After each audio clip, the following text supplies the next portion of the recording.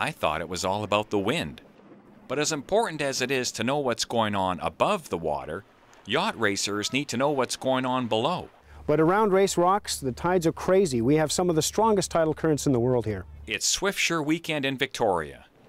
This is the premier sailing event of the Pacific Northwest, an international yacht race that began way back in 1930. The tides this year are pretty adverse. Dr. Richard Dewey is a sailor and a scientist. It's his responsibility to study the tidal currents and present that information to the Swiftsure racers.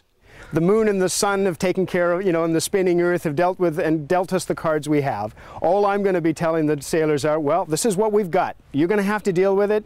You're going to have to try to go with it when you can, get out of it when you can't. It's not, I don't have to take any real responsibility for the fact that they've got adverse tides. That is what it is.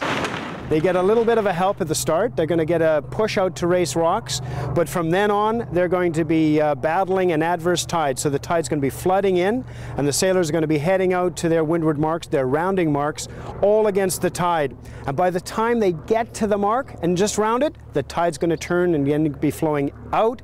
It's going to be ebbing all the way back. So they've got a pretty adverse tide this year, and we're going to hope for a lot of wind to get through that. But even if you get that wind, so does everyone else. The tides in Juan de Fuca Strait are 2 knots. That's 1 meter per second. You have to know how to ride the tide. You may have adjusted the sails appropriately, but if you're in an adverse tide versus a favorable tide, or maybe from the middle of the strait to the coastline, you might see a 1 knot difference in tide. So despite the fact you're trimming the sails the best you can, if you're in an adverse tide, it's working against you. The 69th Swiftsure starts Saturday morning, 10 a.m. Check the website for the best places to watch from shore. In Victoria, I'm Dan Kahan for The Daily.